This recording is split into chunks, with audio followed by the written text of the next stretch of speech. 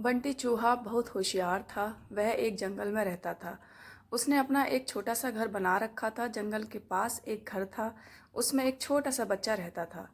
उस बच्चे के पास लॉक बूट थे, लेकिन वह छोटे हो गए थे। उस लड़के ने वह फेंक दिए। बंटी चूहा, अरे ये जूते तो बहुत अच्छे हैं, मैं इसमें आराम से सो सकता हूँ। बंटी चूहा एक जूते को घसीटकर अपने घर के नीचे ले जाता है।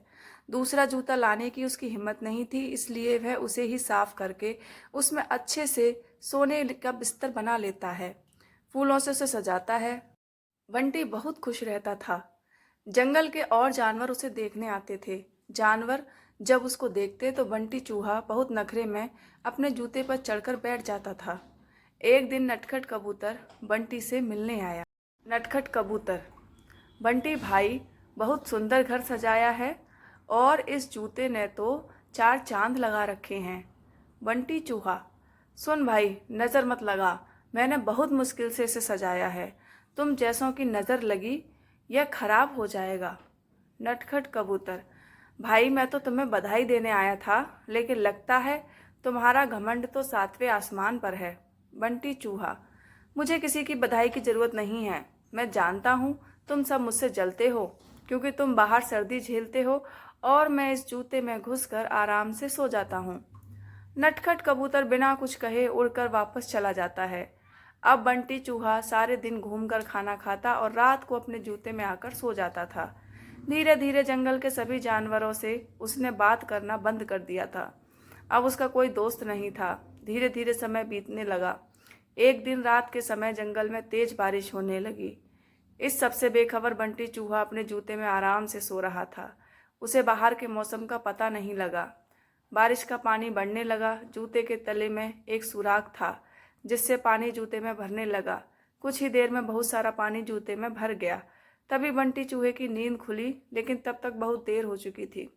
पानी बढ़ता ही जा रहा था। उसे लगा कि अब वह मर जाएगा। बंटी चूहा जोर जोर से चिल्लाने लगा, लेकिन बारिश की आवाज़ में किसी ने उसकी आवाज़ नहीं सुनी। बंटी चूहे को अपनी मौत साफ नजर आ रही थी। वह जोर जोर से उछलने लगा। उछलते उछलते वह जूते से बाहर निकलना चाह रहा था, लेकिन जूता इतना लंबा था कि वह बाहर निकल नहीं पा रहा था। इधर दूर एक घोंसले में नटखट कबूतर अपने बच्चों के साथ बैठा था। नटखट कबूतर, बच्चों, लगता है किसी के चिल्लाने की आवाज़ आ रही है, कोई मुसीबत में है। उसने बाहर निकल के देखा कि आवाज़ उस जूते में से आ रही थी। वह तुरंत समझ गया कि बंटी चूहा जूते में फंस गया है। नटखट कबूतर बिना देर किए किसी तरह उड़कर वहां पहुंच गया। वह जूते के ऊपर बैठ गया। उसने देखा बंटी चूहा डूब रहा है। बंटी चूहा, कबूतर भाई, मुझे बचा लो, नहीं तो मैं मर जाऊंगा। नटखट कबूतर, क्यों, तुम्हें तो इस जूते के सिवा किसी की ज़रूरत नहीं थी। बंटी चूहा, भैया बचा लो, मैं घमंड में आ गया था। यह सुनकर नटखट कबूतर उसे अपनी चोंच से पकड़कर खींचने लगा, लेकिन बंटी चूहे का वजन ज़्यादा था। नटखट कबूतर उसका वजन उठा नहीं पा रहा था। नटखट कबूतर, भाई रुको, मैं अभी बाकी जानवरों को बुलाकर लाता हूँ। नटखट कबूतर जंगल में जाता है, लेकिन सभी जानवर बंटी चूहे की मदद के लिए मना कर देते हैं। तभी रास्ते में उसे कालू कौवा मिलता है। वह उसके साथ आ जाता है।